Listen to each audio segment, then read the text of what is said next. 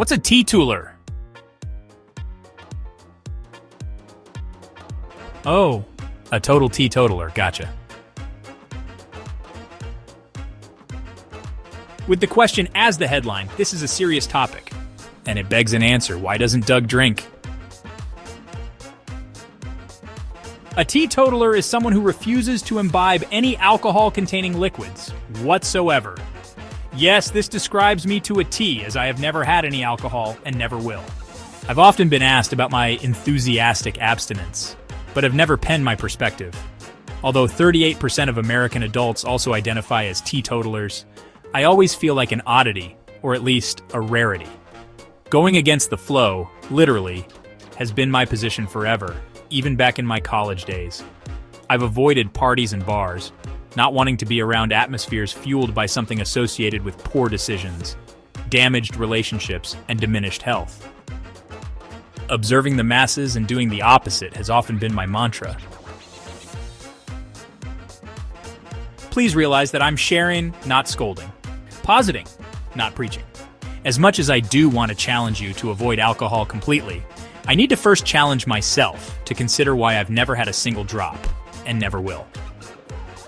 While there are myriad mental, social, familial, vocational, cultural, spiritual, financial, emotional, and relational ramifications associated with the consumption of alcohol, I'm certainly no psychological professional. Instead, let me focus on the physiological. 1. Blocks fat burning. Let's cut straight to the skinny. Alcohol halts fat oxidation. Your liver prioritizes metabolizing alcohol before anything else. Studies show that even one drink can reduce fat metabolism by over 70% for several hours.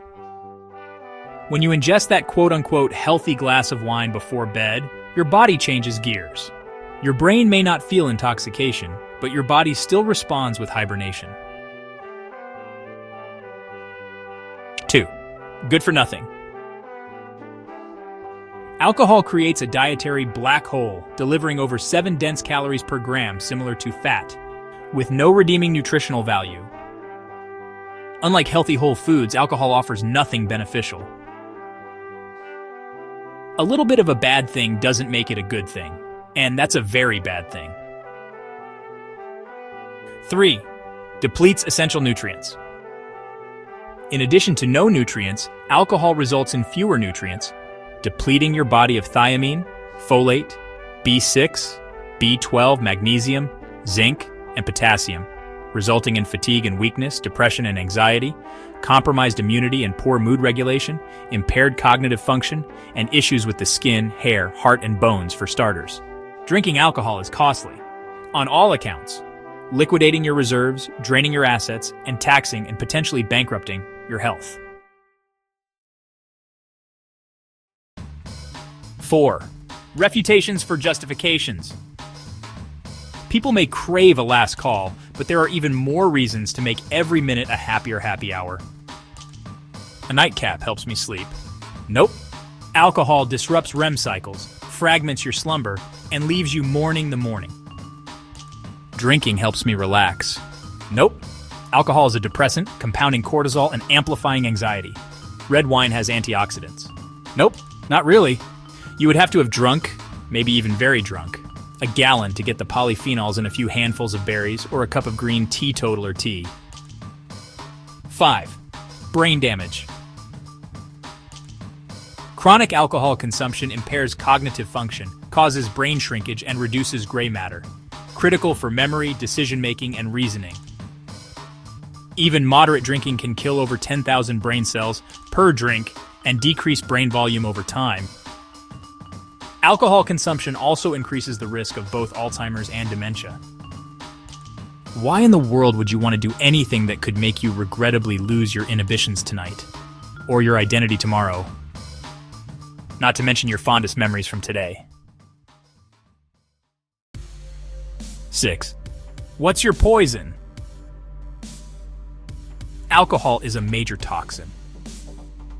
As your liver works overtime to detoxify alcohol, your organs are less able to metabolize nutrients, break down fat, and process contaminants. So why does society normalize drinking? Relaxation, Socialization? Celebration? Or perhaps it's the taste, albeit hideous and repulsive. These are not valid reasons, my friend. They are excuses. Ask yourself this. Do you think that avoiding alcohol entirely could possibly make you a better parent, or partner, or very best friend because your brain and body won't be impaired in the short term or over the long haul? 7. Water into wine.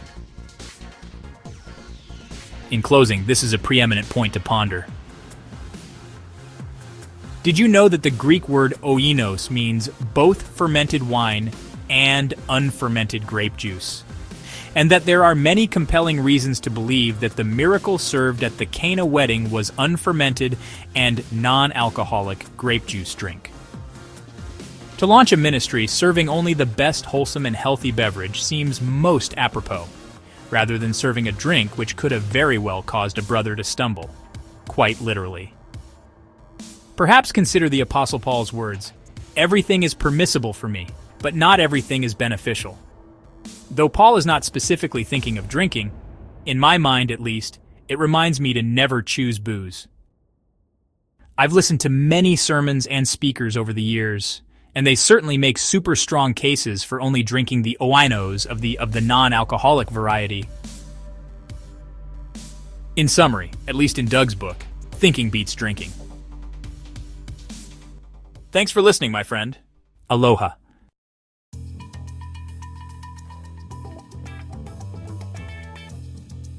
Doug Jones earned his master's degree in exercise physiology from the University of Maryland and has served professionals and personalities as a concierge fitness trainer for decades. As a resident of Kauai, Hawaii, and the Gold Coast of Connecticut, he has helped millions of people learn the secrets of fitness and fat loss, both online and in person. To submit your questions or to contact Doug directly, please visit DougJonesFitness.com.